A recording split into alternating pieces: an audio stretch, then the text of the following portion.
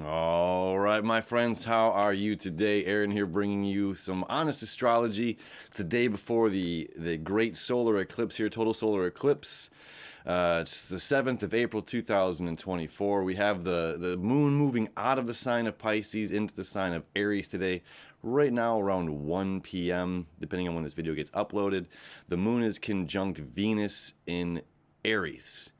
Now, Venus is everything we love, want, and desire in our lives. I'm going to show you the chart here, and then we're going to talk about this. Is what I've been doing this week leading up to this eclipse is we're just following the moon here and watching its connections between the planets and as it's moving through these signs, kind of expressing the emotional turbulence, or what it is that we should be focused on, or things we can focus on. It's all individual, but at the same time, this is all collective. So today, because we're moving out of Pisces into Aries, we're going to talk about what those energies entail and what does this mean connecting here with Venus today. So Venus and Earth share a very interesting relationship, and when we look at the geometry and the mathematics, every 13 Venus years is 8 Earth years. Okay, so every 13 years that Venus goes around the sun, Earth goes around the sun 8 times. Now, in those 8 and 13 years that those two planets travel around together, they end up connecting 5 times over those 8 and 13 years. So 13, 8, and 5, these are, of course, Fibonacci numbers. And that's sacred geometry, the golden ratio, the golden spiral. So those 5 times that those two planets meet up, circling the sun heliocentrically, they form a 5-pointed star, or a pentagram, around the sun. Now, what's very interesting about the pentagram is when we look at it, this is spirituality, earth, water, fire, and air. So we have the 4 elements, and then our spiritual connection, and then around that star, the pentagram, is this like outer circle, which is it's supposed to protect. Okay, protect those elements, the firmament, protecting Earth here, right? So anything, the meteors are coming in, they're getting destroyed by the mesosphere, before they ever touch the Earth's core. So this protection, this 5-point star, Venus is everything we love, want, and desire here on planet Earth. Again, when we have that 5-pointed star with the center pointed up, that means we're putting our spirituality above above earthly desires. Sorry, I am a child. When we invert the pentagram, it's saying I'm putting earthly delights above my relationship with spirituality, or above my relationship with the universe, the divine, the divinity. Right? So we're going to be talking today about addiction. Okay, and everybody goes through this. And when we're talking about Pisces into Aries, we're talking about addiction. Pisces evading, Pisces addiction, and Aries we're talking about self. Venus is everything we love, want, and desire. So that's why I waited till today to talk about this addiction with you, even though the past couple of days, if you've been following this leading up to the eclipse, I touched on it a little bit, okay? So now we have this idea of what's being fed to us. The FDA approves and says, hey, Pop-Tarts are a good, nutritious breakfast snack for your children to eat before they go learn and educate themselves and become proper adults. It's like, are we filling our mornings up with a coffee the first thing in the morning? Are we reaching for chemicals? Are we reaching for, there's not a lot of nutrients there in that coffee. Let's be honest, and we all have these addictions. We all have these cravings. We all have something that we go through. And the big picture of what I'm talking about today is that your cravings are not greater than you. This is the goal. I'm going to expand about that a lot more, okay? But we're talking about, you can make your mind up. We have a Mercury retrograde going on right now, connected with Eris. Mercury conjunct Eris. This is how you deal with information coming to you. We have the Sun in Aries conjunct the North Node, the Sun in Aries conjunct Chiron, all in Aries saying I have to take the initiative, This is about my relationship with myself. This is about me, my relationship with those things that I love, want, and desire. They could be drugs. They could be alcohol. It could be caffeine. It could be food. It could be pornography. It could be gambling. It could be I'm addicted to withdrawing. I'm addicted to feeling sad. I'm addicted to feeling a victim mentality, because it's interesting, because everything is like following a joy.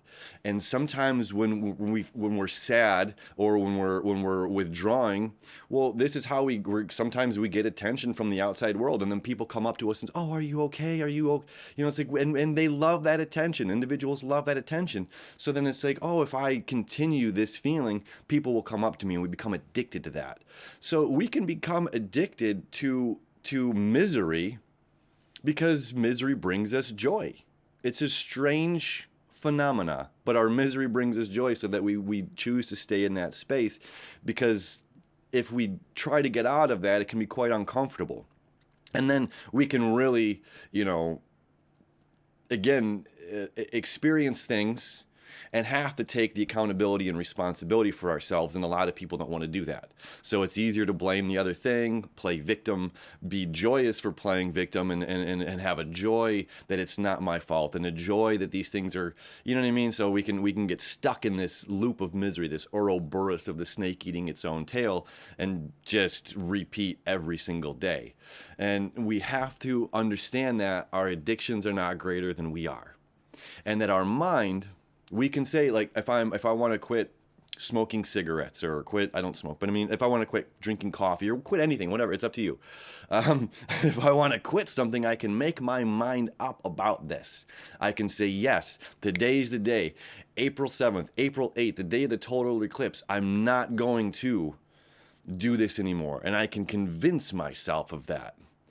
But then I have my gut, my cravings in my belly, my second brain, arguably first brain, that the body keeps the score. The body craves its chemicals. Who is in charge? Is it the body? Is it the mind? Which one wins? And sometimes, even though our minds are strong, they're not strong enough to take over the cravings of the body, and we end up falling back into those old patterns, those old habits. Okay. Now, Uranus conjunct Jupiter here is part of us breaking those old habits, these old traditions. Mercury conjunct Eris here is us changing our minds and how we deal with something. I know a lot of folks that will drink, or they'll smoke weed or something like that, cannabis, at nighttime, and they'll take breaks for a while. And again, there's no judgment here from me. We all have our things, and this includes me. This astrology includes me, and it's a message to myself as well as everybody, right? So there's no, like, I'm on my high horse here, that I've no issues at all, and no, you know what I mean? Like, that's not where I'm coming from. So anyway, I lost my train of thought talking about that. We can convince ourselves in our minds that we don't want something, but then our body has the cravings to go do it. We're not greater than the addiction itself, and we have to be able to understand that not every craving, not everything that pops into our mind that we want, we should act upon. Okay, this is also Mars here with Saturn, the authoritarian figure, that fatherly figure. The whether it's mother or father doesn't matter, because Capricorn is technically a feminine sign.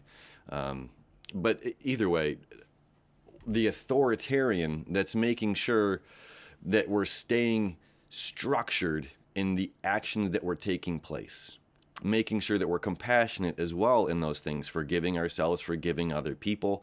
And they might not know, we might not know, we didn't understand our own addictions, our own cravings, our own addictions that are pulling us out of necessarily being in the right mind state.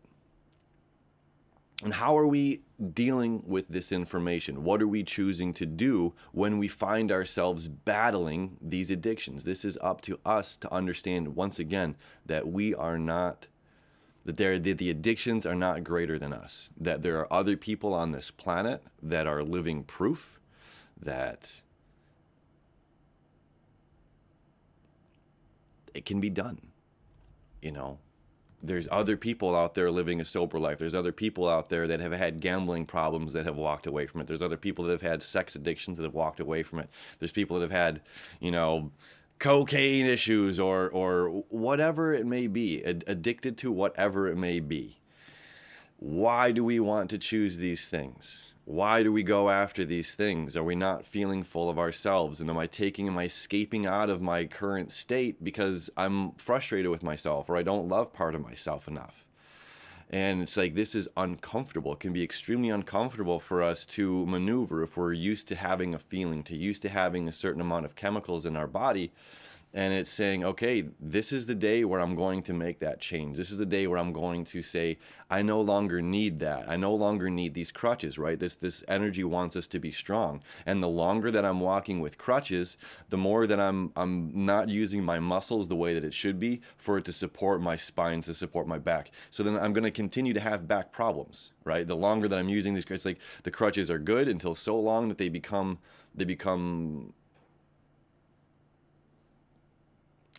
the opposite of what they're meant for. They become damaging. They're no longer becoming a useful thing. They're becoming a damaging thing. So understanding that this could be where we're at in life, that it's time that we use these things, or this is again is mentality, that we use these, the reason that I do this is because of this, and you know, it's cause and effect.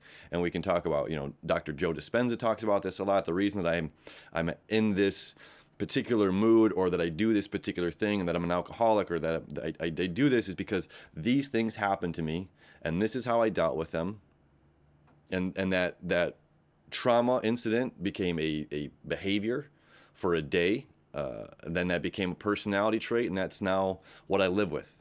And now I live in this frustration, or I live in this anger, or I live in this delusion, I live in this space where I have to have a drink, or can't wait to get out of work to go gamble, or I can't wait to get out of work to go do the thing. So this is a bit of a double-edged sword here. On one side, again, and it's just saying we don't have to follow through with every single thing that we have an impulse for, and that thing that I might desire. Check in with ourselves and say, is that good for me to go in this direction? Is this proper for me? That's why we have Saturn and Mars working together to say, hey, is this the best for my highest interest? Is this the best for my spiritual self, for my inner child, and my, you know, is this the best thing for me? Can I be my own disciplinarian, where it's not someone from the outside world trying to say, judge me, tisk tisk, you should or should not do those things that are presented to you? This is coming from internal, right? This is not an external, your friends or your family or somebody saying you shouldn't do this. There's a lot of options and a lot of opportunities in life. And it's how we're going about and how we're maneuvering this. And just because, you know, like the FDA is approving, the media is approving, and we see these commercials, and it's like, buy this sugar crap and give it to your kids, and buy this, you know, overly produced bad food, and we're putting poison in our bodies, and we're just believing it. So there's another thing here that we have to talk about. This is, aside from addiction, again, you're simply strong. You're simply strong, and to remember your strength, and that there are other people on this planet who have overcome the same thing that you're dealing with. There just are. No matter what you're dealing with, there is somebody else that has gone through it, and that you can reach out. You can look to them as a source of inspiration. I encourage you to do that. So another thing here is this, think for ourselves, believe everything that we see in the media, believe everything that we see in the news. Okay, so this is this moving from Pisces into Aries, connecting with Venus. And Venus and Aries, this is about, we have to be able to appreciate ourselves and put ourselves first in a healthy way, not saying selfishly ignoring the rest of the world, and hoarding and making sure that we're only taking care of ourselves and nobody else. But at the same time, we have to make sure that we're feeding ourselves the right food and fuel for our brain and our body to give ourselves the right nutrients to live a quote unquote healthy life, to whatever that may be. And when we go to see the mechanic, that individual has spent their lifetime. I'm not a mechanic. They've spent their life learning that trade. And there's a trust, there's a belief that we have to have, and there's a bit of surrendering, right? Surrendering. I might think that mechanic, because I don't know it and I'm ignorant, might try to rip me off and might have me pay overpriced. So one of my girlfriends the other day told me, she's just like, I went to Bell Tire and they charged me for premium air. And I was just like, what? You know, thankfully she was just kind of messing with me in an April Fool's joke, but you know, that stuff happens. There's a lot of scammers in the world. There's a lot of people that want to take advantage of you. And we expect that from the scammers, the cold callers and things like that. But when we're trying to trust an organization, an institution, somebody that seems to know and want the best, a mechanic is going to want to do a good job on the car so that they have a good reputation. Because if enough people in this world say, hey, that mechanic over there, he really burned me, or they really burned me, and this, and this happened, it's just simply going to come back around. This is that you know, that's that karma that just simply comes back around. People are going to know about that. So the mechanic is going to want to do a good job to build a good reputation and of course, have a great, successful business. So there's a pride for doing good and being good at what we do. This is part of this eclipse, is like we want to be the best mechanic we can be. We want to be the best journalist, the best reporter, the best astrologer. I could be not the best astrologer in the world. That's ego completely. We're not talking about fifth house stuff, but I want to be the best version of myself that I can be. And we have a surrendering and trust. You know, it's like, so the people that are watching this channel, I'm sure you're astrologers yourself. I'm sure you're interested in astrology at some point, and we're chit-chatting, right? Or listening to somebody who also studies astrology. So there's already a concept that you already know. You know, it's probably not talking to people right now that have zero concept of what astrology is. To our zero concept of mechanics, I need to find someone that excels at this, that I can trust to do this. Now, when we're getting into the news and the media, because we're coming out of Pisces into Aries, we have trust, we have belief. This is a Pisces term, belief, that the people on the TV are experienced professionals, that they have our best interest in mind. Like the mechanic has got to have our best interest in mind, because it's also his best interest, their best interest, to do a good job. It's the news reporter's best interest to report good news, right? Or is it to get the most views? Is it to create the most stir? Is it to create the most amount of money for our sponsors? And this creates a huge amount of distrust. And we have a true gap and separation of think for yourself individuals and follow the news and the media individuals.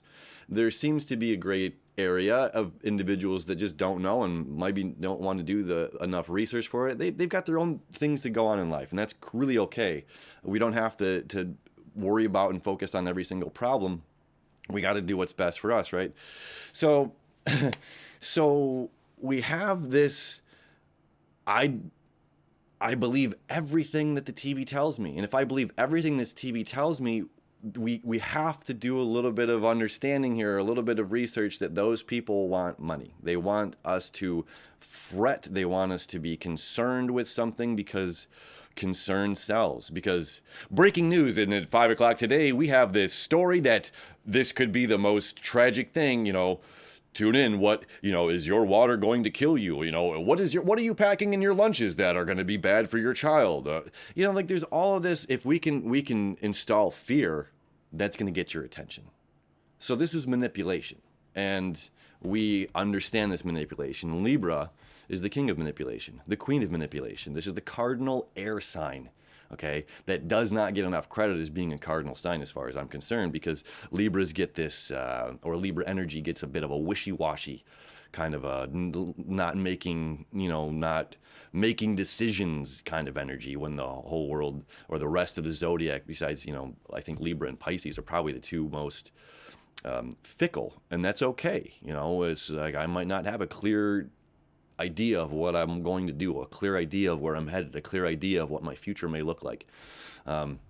But either way, so these two are definitely the two most indecisive energies of the zodiac, because there's so many options. We can see both sides of the fence here. We can see this is like a full moon energy, Libra in itself, because it's both sides of the fence. It's balance, and what makes the most balance and what makes the most sense. It's not necessarily just one. If the scale is tipped like this, that's not a very happy Libra. Unless we're manipulating things. Anyway, so Libra is a very manipulative, can be a very manipulative energy, because we're talking about cardinal air, which is mind and communication and understanding these. Okay, so the fact that we have the South Node saying don't be manipulated, or don't be manipulated, right? It's just like, how do you know when the wool's been pulled over your eyes?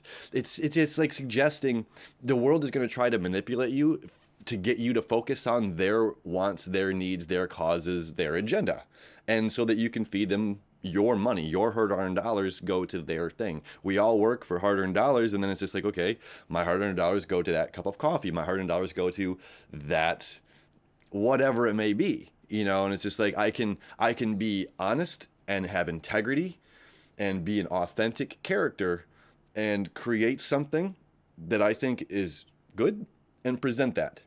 And simply presenting it, right? The apple tree is just simply presenting its apples.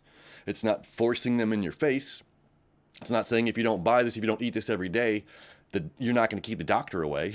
We made that term up to buy more apples, to appreciate our apples. So having something presented to us versus something that's like, again, that an apple a day keeps the doctor away. Well, I've just implanted in your mind that you need an apple every single day, and now that's going to get you to buy my apples. Or you can buy your own apple seed and plant your tree. In a couple of years, you're going to have apples. But the point is, we're easily manipulated, and that we are in a position right now where doing our own research is extremely valuable, and to not just listen to everything that is coming off the news or coming off of social media, coming off of somebody else's mouth, because what's the purpose? What's the agenda? And is it to manipulate us? Is it to get us to get us riled up about their cause or their concept or their fight or their anger or whatever it is? And we can be addicted to that just the same. We can be addicted to watching CNN. We can be addicted to the people on the TV and that are expressing their emotions and their fury over the president of the United States or our past president. And can you believe what happened today? It's just like, wow, we're just so tuned in, zoned in. So this energy, again, is reminding us that we can break these cycles. We can break with this very strong Aries energy. Again, that's the weed breaking through the cement. Very strong force of energy. And the great thing about this as well is when we put all of this energy in, the Aries energy is a lot of inertia, okay? It's that breaking through, and then the other energy takes over. So we're feeling a lot coming up to this eclipse. We're learning a lot. We're absorbing a lot coming this eclipse. And this eclipse obviously wants the best for us. It wants us to not just be manipulated by others' energies so much. It wants us to understand that our personal addictions are okay, that we all deal with certain things, and that we can overcome. Right? We can overcome, and we can refine harmony and balance in our lives, because we love ourselves, because we care about ourselves, because I care about myself. I don't want to continue this. Yeah. So, I mean, that's where we're at, friends. And we got, oh, you know what? I want to show you something else. No, we'll talk about that tomorrow. We'll talk about that tomorrow. This eclipse tomorrow, Monday. Oop, where are we at? Monday. What time? You see the moon moving back there? There we go.